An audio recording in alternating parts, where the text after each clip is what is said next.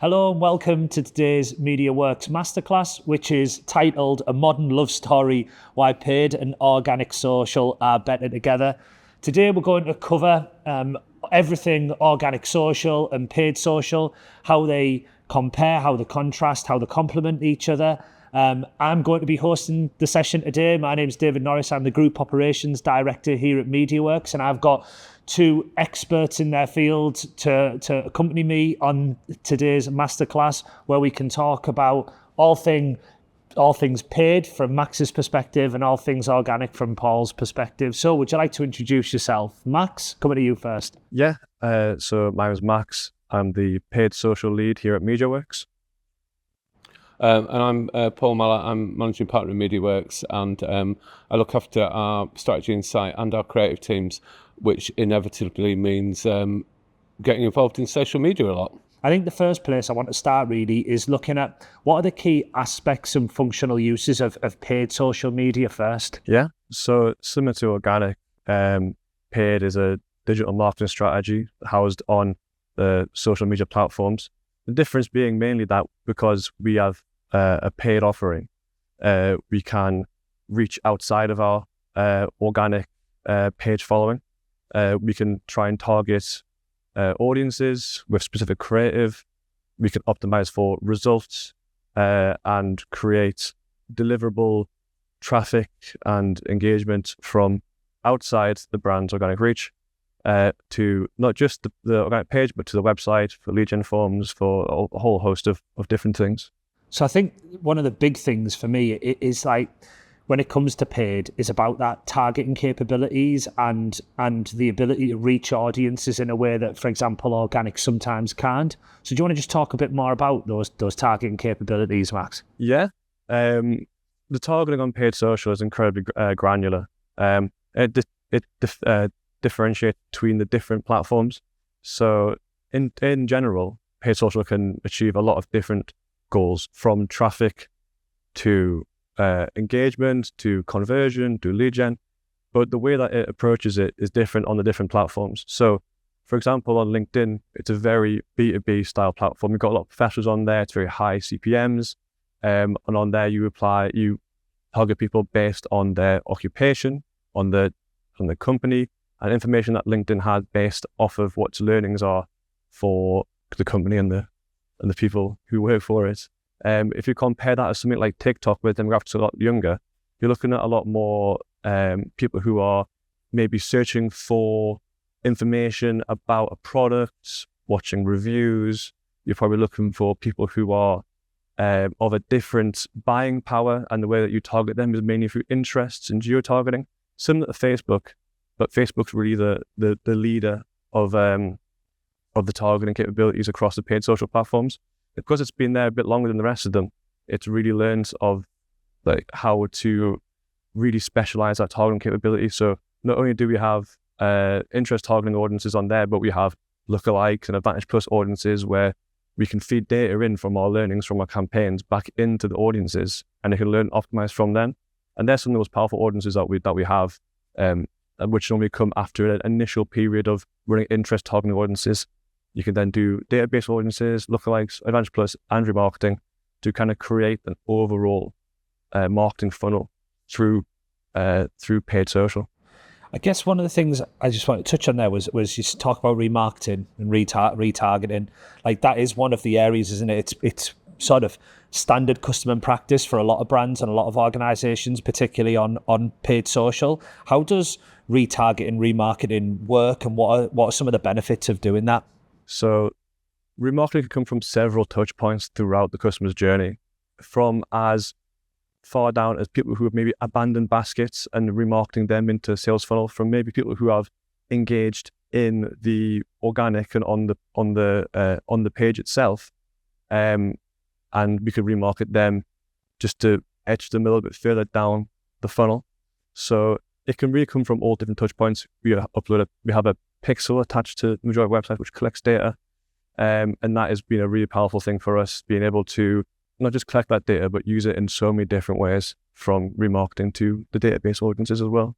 Yeah, and we're always testing and learning, aren't we, through the platforms? And there's a number of areas you can test and learn in. Obviously, targeting being one of them, remarketing being another where you can refine, messaging, creative would be another area. And I just want to touch on creative as a concept within paid social, because I think that often people sort of get hung up, and we see a lot of brands focus on particularly one type of creative content, if you like, but we're actually seeing greater introduction, aren't we, of creatives, or even of call to actions and conversions in the platforms.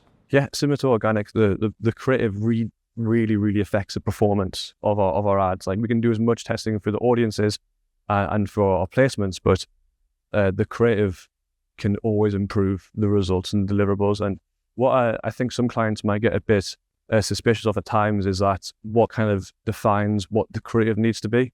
It's not just like what people think looks good or what people think looks good. The creative has to have a purpose. So when you see a top of funnel ad, if you see something that is awareness driven, traffic driven, you need to make sure that when you're informing that creative, that the goal is there. So if we're looking for something that's more engagement, we want something probably a bit more UGC, a little bit more friendly, a little bit more engagement, something that talks about the message of a brand or tries to engage a person in a way which isn't direct and sales. And that obviously that people's engagement with the brand can be tracked for remarketing later on.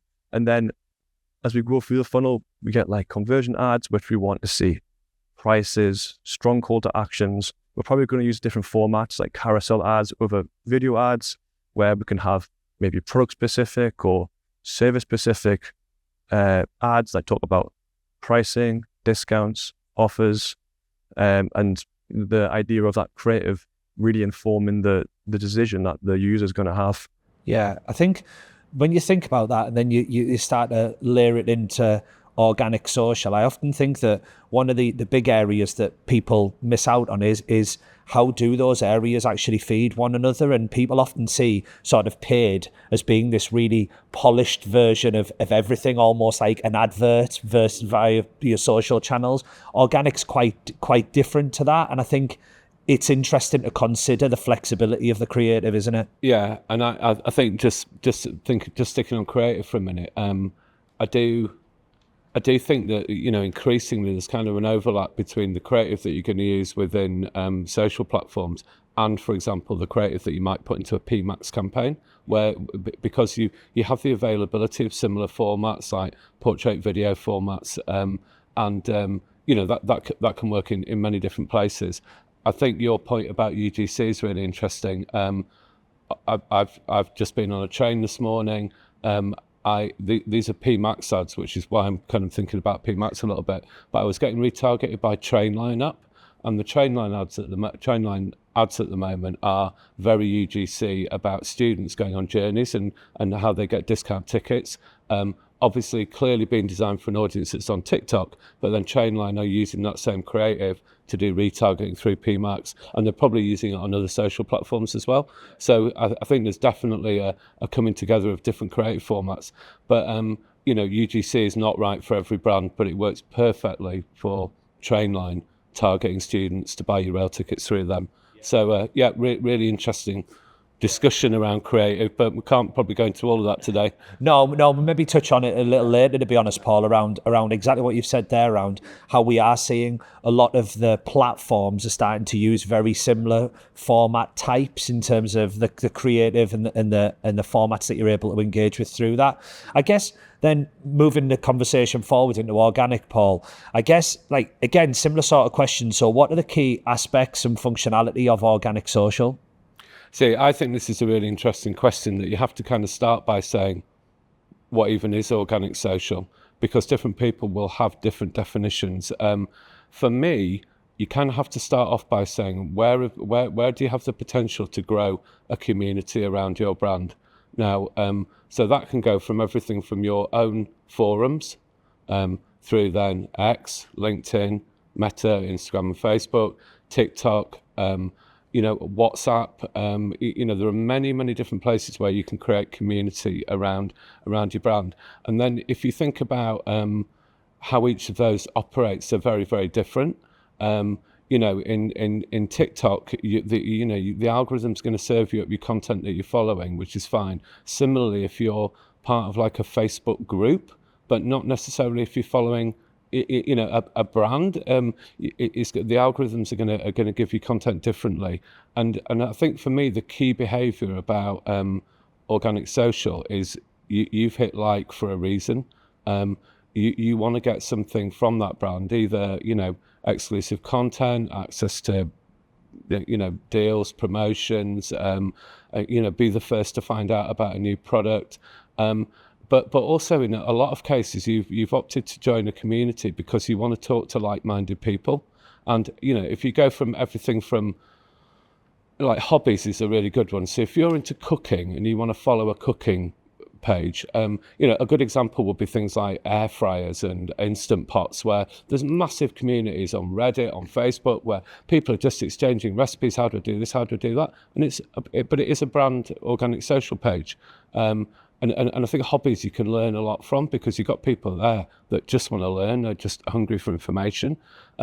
So I think once you've got your head round that is the primary reason why you should have an organic social presence, then you can start thinking about what else could or should we be doing through this. If you're on X, you should have an expectation that customer support, dealing with problems, issues is going to be a big thing that you're going to have to do. But it may be a little bit different in different places, and I think the critical thing is that the platforms move and shift in terms of how much they're being used, what the consumer expectation is from that platform, and just be very alive to that and listen to it. Observe what's going on and give people what they're asking for. But all that said, of course you can use it then to link into what you're doing on paid, because you've got a really, really good audience base, a lookalike audience, however you want to use that audience to start build out from. And I think we're going to talk about things like boosting in a minute, but it's really, really interesting when you look at the analytics that come from an organic social page, and you start looking at the reach of posts that are within your group, say on Instagram, with page followers on Instagram, and those that you're reaching outside of that.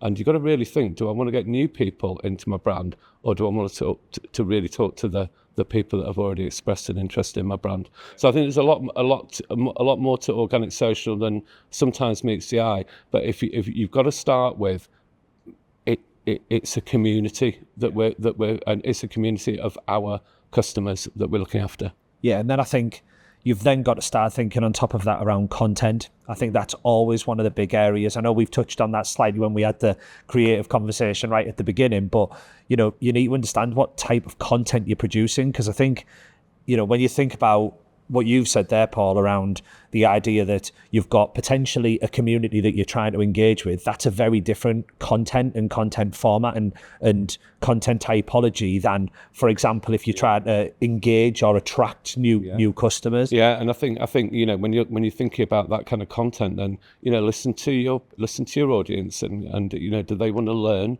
A lot of the hobbies are about learning. If you think about fashion and beauty brands, it's about inspiration. I mean, a lot of it can be quite a lot of learning, really, and understanding something new, kind of discovering things, about yourself or about the brand that you're following. But it can look a bit like advertising, because this is your audience that is the most likely to want to know what your new thing is and when they can get their hands on it. So we put a lot of time and effort into content planning, content publishing. We try to get a balance between all of those different areas. So over a given month period or night, might plan in quarters, that you're getting a good mixture between the different content types. But be prepared to pivot fast, learn, make sure you're leaving enough room for your fans and followers to talk as well. Yeah, I think one of the things that we often see is, and I think one of the challenges that we often get is where organisations have a plan for organic and then they have a plan for paid, and they don't actually speak together very well. And I think it's a massive missed opportunity. It's an enormous missed opportunity in terms of sharing of learning, and making it feel a bit more one brand, feeling a bit more multi-channel. And I guess, how do we make the sum of the part, the sum equal more than the parts, if you like, Paul? Yeah. Okay. So right, and I've talked about the foundation of organic being community, but then your next foundational bit is kind of authenticity and being truthful and real. That I think just to kind of bolt that onto the community bit. Then, okay, so the way that we look at it is that we will do one plan that looks at here's all of our content marketing, and I would include the stuff that we're publishing into organic social within that. But that could include the blogs that we're writing. It can very, very different formats across many different channels. It could be around calendar themes, and I don't mean National Reading Week or whatever. It can be Black Friday, or it can be an important point in your commercial calendar. But you very quickly get to a point where you've planned everything out. You should, within that, have a plan for what's your always on paid social. When do you think you're going to need to put campaign bursts in? When I say always on paid social, that's kind of like remarketing, retargeting. But there could be, other things that need it to be always on. But yeah, go multi-channel. So one consistent plan, and then I think you need to know your kind of brand guidelines, your tone of voice. All of that needs to be really consistent, so that you're not kind of turning up in LinkedIn looking like this, but turning up on X looking like that. Be prepared to have different tones of voice at different times within social media, but have all that really nailed down. Authenticity is great, and shooting from the hip is great. Companies that do that can feel really natural, but be careful that you don't get disjointed, and also be careful about the days when you do have a problem with your product. I was talking about Trainline. Train companies can have a day of delays. Turning up all happy with your brand hat on is not necessarily the best look on a day when the whole world is really angry with you. Yeah. So yeah, multi-channel, integrated for sure. And I think another question that we get all the time is, which channels should we be active on? We use tools like Global Web Index to build really detailed kind of audience segments, personas that allow us to really identify, why. What channels our audience are on, but kind of even more importantly, why are they on there? And are they going to be in the frame of mind to engage with us when they're on that platform? So we see at the moment, TikTok is really over-indexing for a lot of audiences, but it's not necessarily going to be exactly the right platform for some of the clients that we work with. That said, I'm pretty convinced you can find everything on TikTok. Yeah. I get served a load of adverts about, content about building and plastering. So if you think that TikTok's all fashion and frippery, it ain't. Agree. And I think there is that point, isn't there, around, you've mentioned content, you've mentioned sort of seamless integration, you've talked about, having that content calendar almost around at what point do we do certain things. I think that is, for me, one of the big missed opportunities is where people aren't planning out a full schedule and understanding what their calendar of content looks like, whether that be across organic or paid. Because I do think where we often end up, and a really good example is where you'll see a situation whereby a B2B organisation might be focusing on a particular a conference, or an exhibition. You take whatever sector, aerospace. There'll be conferences, there'll be exhibitions on that, and they'll go really heavy on it in terms of their organic content, because they'll be at an event generally and they'll be talking about, we're at this stall, we're doing this. But you often think, have they actually considered that from a paid perspective and reaching to people who might be at that conference who aren't already in their network? And I think just trying to join them up from a calendar perspective will inevitably sort of lend itself to opportunities that are often being missed. And just on another point, I think the number of times that you have conversations with clients that kind of go, but I don't want to become a publisher. I make ball bearings. I'm not a publisher. Yeah. Okay. But the critical thing that lies at the heart of this integrated thinking around content is in the digital world, you grow by having content in different places. You grow by having visibility. That is how your business can reach into new places and find audiences and be effective with them. And unfortunately, that does mean that every business has to become a publisher, and that means you have to have a content calendar. But yeah, that can be exhibitions, or it can be, varying around that. But I think that's a really important thing. Yeah. And the brands that get that are the brands that do really well. Yeah, and I think an often missed point around that is things like, we've touched on it, is tone of voice. We've talked about tone of voice from an organic perspective. It's one of the things that we do first and foremost with clients, is to really understand what their tone of voice is and what it could be and what it maybe should be, depending on what their objectives are. But that also links across to paid, doesn't it? Yeah, when we see customer journeys, how paid social is normally used and how it fits in the overall marketing funnel, is we normally see people come in and out of the brand. Maybe they come in through the awareness ad, and they go out for research fairs or come back for conversions.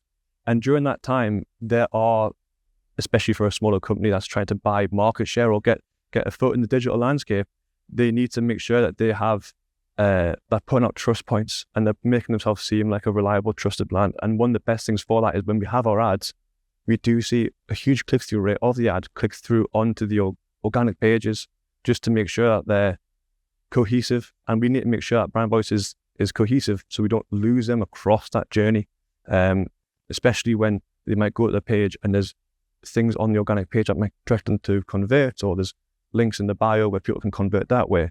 That point is a huge thing for strengthening paid social ads, is making sure that there is that cohesion between the two channels. Yeah, I think we talk about channels, and I think the reality is there is very few conversions that happen through one single touch point. The reality is most user journeys are complex and multifaceted and multi-channel by the very nature. And I would absolutely agree. I think the reality is, for most people, if they see a paid advert, one of the first things that they're going to do is go to that profile and actually look at, well, what is the organisation saying? What's it posting out? What have they been talking about? What have people been saying about the organisation? Like, how have the community reacted and engaged with that? What are the level of reviews? I was doing it recently, bizarrely. I saw these electric motorbikes on Instagram. Uh-oh.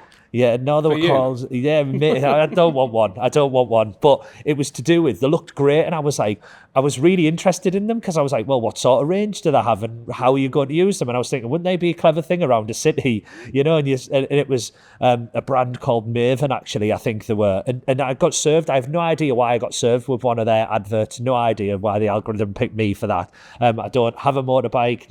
Never ridden a motorbike in 15 years. So, but it looked amazing, and I was like, right, okay. And then I went and had a look on their sort of organic social platform. Then I went and had a look on the website, and before I knew it, I'd spent 10 minutes researching a brand that I wasn't aware of until I got served with an ad. And it was really interesting that, even though I'm not in that marketplace, I was like, well, that was like really interesting, really seems like a really great product, seems really innovative, looks great. And straight away, it all joins together and feels like a cohesive brand and a cohesive journey online. Whereas I think so many times that just isn't the case. You serve with an ad that you then click on, and then you go and do your research around that, and it just doesn't all come together.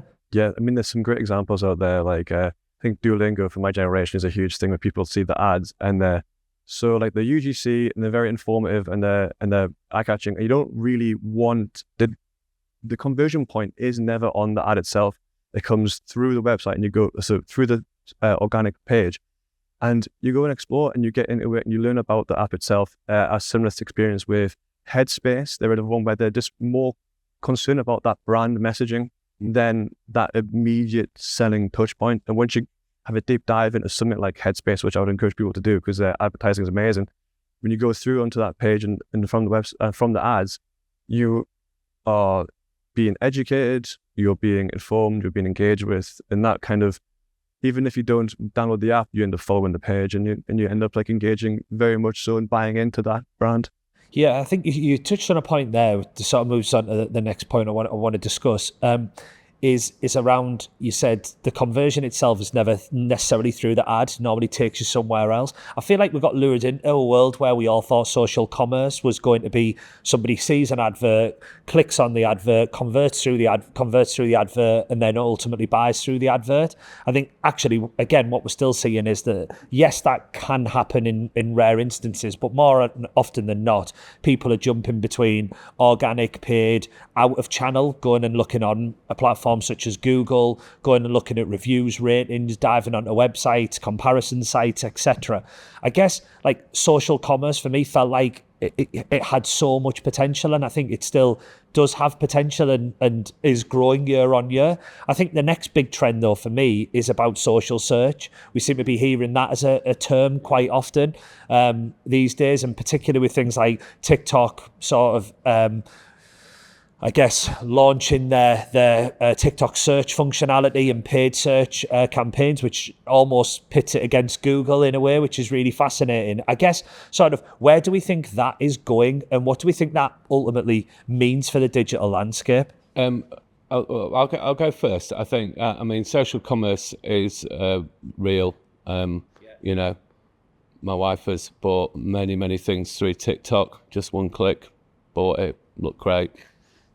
It was rubbish, sent it back. You know, some of it's great. You know, just another shopping experience, but it is clearly brilliant at surfacing on-trend products, and you get people.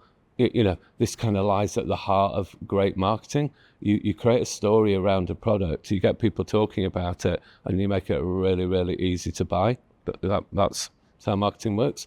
So TikTok's been great for that. I think the search side of it is, again, really interesting. So if you think about, like I was saying, for me, it helps to look a bit broader across I know you're going to come talk about paid search on TikTok, but, you know, I put YouTube as, the way that I use YouTube is I use it as a social channel. I follow people, I subscribe to people, I watch videos, we have conversations. The days of the conversations under YouTube videos just being teenagers being idiots, like, well, it's not happening in the stuff that I'm watching.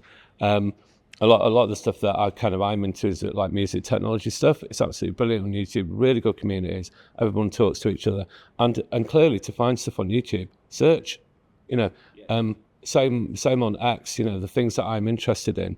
If the algorithm hasn't surfaced them for me, I'm going to search. So search has been there and as part of the platforms for a while. I don't think it was necessarily the biggest behaviour on Facebook, but Facebook has really changed, and you know, again, being more about local things, areas of interest, private groups, communities, that kind of thing. Well, how are you going to find them? You're going to search. So and you know, in Instagram, you know, search is baked into the platform. So search has been there for a long time, and yeah, you know, why look on Google when you can search on platform?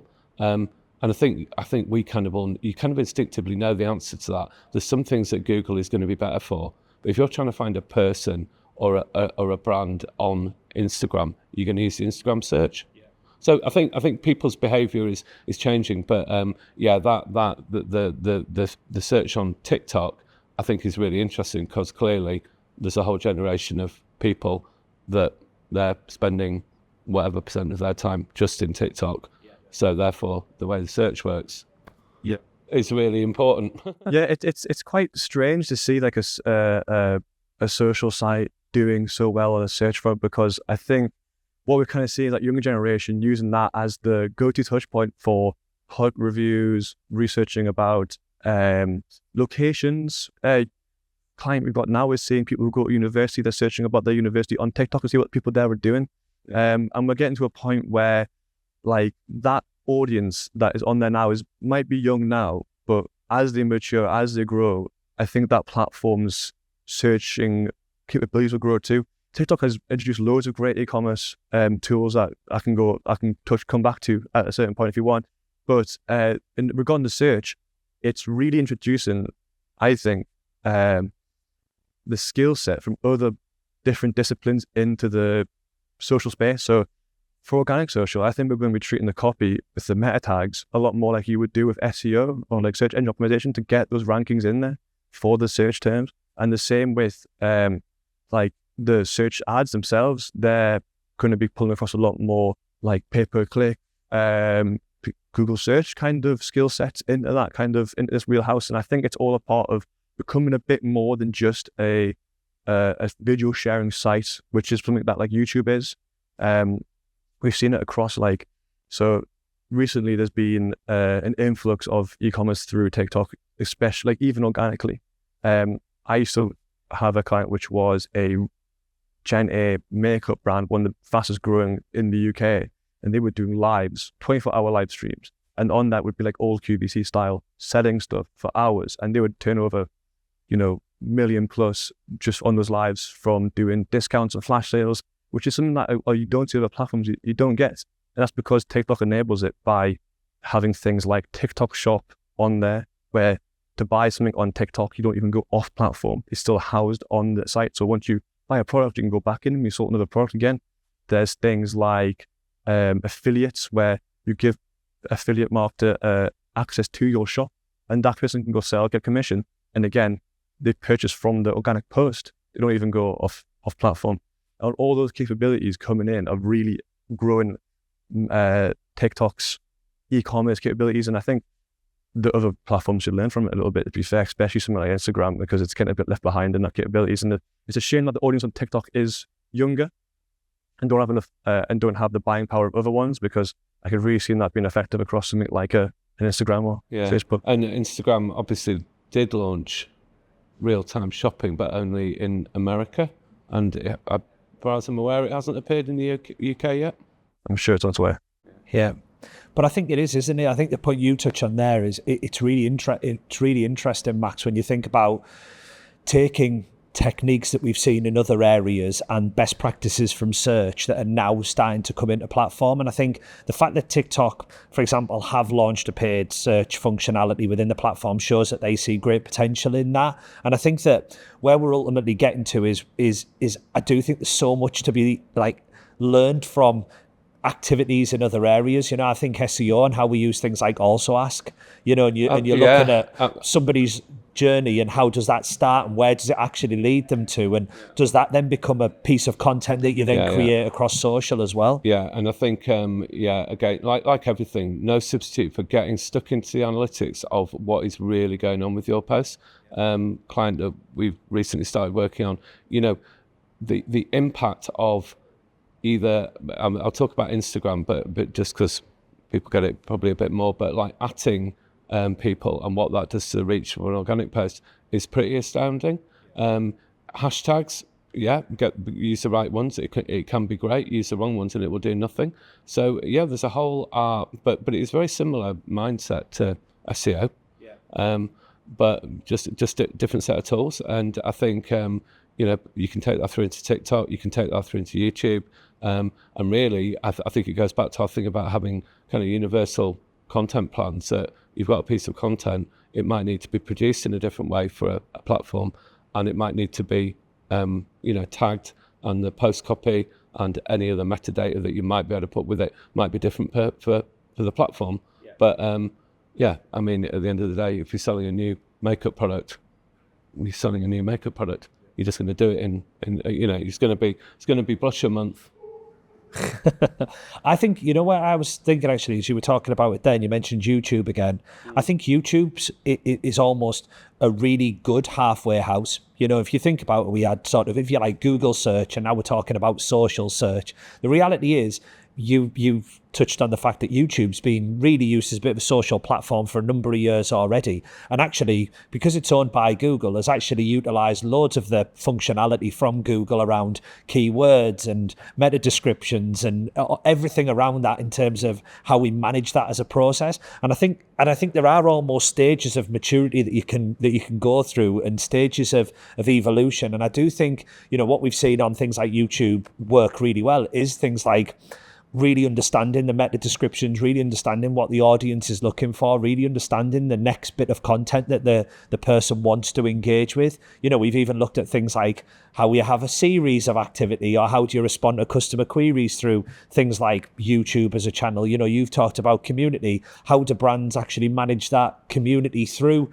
YouTube? What's the voice of the publisher in those instances? I think for me, there's loads of clues and loads of tips and tricks that you can take from what we've learned from YouTube over probably the last 5, 6, 7 years that transport directly into the world that we're talking about now, which is TikTok, Instagram. Your classic one is, what's your thumbnail look like when you search, and that's true on TikTok as much as it is on YouTube. You know, what happens in the first 2 seconds of your video is, you know, all of these principles are the same. I mean, a video is a video, regardless of whether you're watching it on TikTok, Instagram, YouTube. They just have a different method of going to the next one. Yeah, and it depends like how like competitive the platform is as well for that kind of attention. So like something like TikTok, you're talking about like how it has to be like you only have 3 seconds to make an impression on someone and get someone engaged, especially for anything that is very feed heavy. And what I like a lot about YouTube and trying to hit people on that site is that like you get people really kind of in that mindset of, especially the how-tos and product reviews, like that hub there for that is such a great place to engage people when they're like actively researching within the field of interest. And I think what I'm hoping to see in the future is that grow on TikTok as well, because personally I don't have the attention span to watch a full YouTube video sometimes. I had to go on TikTok and watch a 30-second breakdown of it, and it'll just cover the same stuff but in a completely different format. It's edited completely different, the pace of things are different, and from that, you know, for making sure that creative that you're showing is as optimized as it can be for that platform. Yeah, and replace subscribers on YouTube with followers on social, you know, and I think like that's ultimately where we're trying to get to, or we are getting to, is where we see content that we really like and we think, all right, I want to learn more about that brand, or I want to see more from that brand in the future. And I think then you start to follow, then you start to become part of that community, and then you're really in that space. Yeah, one of the things that you said before, Max, about like, you know, the client that used to work on running a 24-hour QVC style thing, but I find that really interesting because like QVC for your generation, the generation before you, was not a thing. No, I've always seen my grandma use it. Well, there you go. So QVC was a thing that was very, very hot and very, very popular and was absolutely the future of how people would sell, but it was through you know, cable TV and being on all the time. So maybe a good idea of that being up. Oh yeah, so I just kind of look at, I want to know what Max's prediction for another 80s/90s format is going to be the next breakthrough. Hey? I hope the 80s hair comes back. Yeah. Well, we're talking about Freddie Flintoff now doing Bullseye, aren't we? So maybe there's something Back to the Future we're talking about. I think it just comes with like if other platforms adapt that kind of approach as well, because I really do like, you see several different lives on TikTok and the very different approaches, because you can like donate money to people like on stream, that you can give them gifts, and that translates to them getting money. Like you pay for those, and you get people doing like challenges on there. But then that's more like people who are personal brand people. We're going for like branded stuff. There are shopping specific channels for people to get deals on, discounts on. It's a really interesting time right now, because I think recently the record's been smashed for the most money made in the TikTok QVC, at least in the UK, month on month, like a few months ago. It was like a bit of a competitive space, and I think like depending on your brand's suitability for it, it can be something really good. It's compared to the old QVCs, now it's so much faster. It's almost like an auction the way that they talk, and it's so much more. The CTAs are so strong, I think, because maybe the fact that it's the setup and the demand for a production like you would do for a traditional QVC isn't there anymore. You just need a phone and some products. Because of that, people can really test what techniques work, and you get some really, really like technically proficient people on that. And it feels like you're developing a direct relationship with a brand or with a trusted voice, if you like. You know, you are dealing direct. There's no intermediaries. There's not really anybody in the way. You know, it's like there is quite that responsiveness that you can get out of it, because, you know, and I think that for me is, you know, we go back to the organic side of it. It's about feeling authentic. It's about feeling real. And real, by the way, is different for different brands and different organizations. Like, you know, again, we probably expect certain brands to have a certain tone of voice versus other organisations that can get away with another tone of voice. But I think it's about that consistency across, I say, whatever channels and whatever you're doing. I guess I want to wrap up by just talking finally about, we started talking about a modern love story between organic and paid, and I think we've covered a heck of a lot. I guess for me, sort of, if we could have a couple of top tips for how to actually maximise that aspect of making paid and organic work more closely together to deliver the strongest results possible, what would there be? And I'll come to you first, Paul. Okay, so I think unified content planning. So think about your content, content first before channel, and then work out how it can apply. Don't always do that, because you should be inspired by what are the trends within a channel. But yeah, unify your content planning, because then you're never going to, people will go across multiple social platforms, and just make sure that you're getting synergy, integration, that you can maximize things like remarketing. So yeah, recognize that, make sure your content lines up. I think the other thing is, the main place where organic meets paid, and we haven't really talked about, is about boosting. Yeah. So when you've got a great piece of organic content and you think it's going to work with a wider audience beyond just your fans, and you've got a little bit of evidence that you're reaching people outside of your audience by looking at your analytics, well, at that point, it is time to reach over the office to your colleague on the paid team and say, give us a bit of money, mate, because for a small amount of money, you can significantly increase the reach of an organic post. It's also important when we say boosting, we don't just mean hitting that boost button on Instagram and putting some money behind it. There is real thought and strategy behind where that sits within the funnel. So if you see a great piece of content that's really well engaged, that sits perfectly at like a top of funnel introductory piece for the brand to go out and hit a cold audience, as well as to make sure that there's a follow-up to that. There is somewhere for the traffic to go to. There is a direction. There is an audience built, and it's fitting an audience which we can be informed by the learnings from the organic side, and that whole piece comes together, and it shouldn't be seen as like a separate thing of being boosted. It should be more seen as like bringing it across into that paid space as part of this overall funnel. So having maybe a contingency or a pot of money available for that, because it never goes down well when you're asking for money that's already planned from somewhere else. So I think it's planning ahead on that. But that'd be my two things, is really, bring it together by the content planning, and bring it together by exactly what Max just said around, having a view of when organic can cross over and do something more for you. I think on your point, though, around boosting in particular, just to go back to that, I think there's something to be said there around social proofing as well. I think that's where you can, when you boost, you can obviously take that social proof, that social evidence with you as well, because it's probably likely that the post's already got X amount of likes, X amount of engagement, comments underneath. It feels real.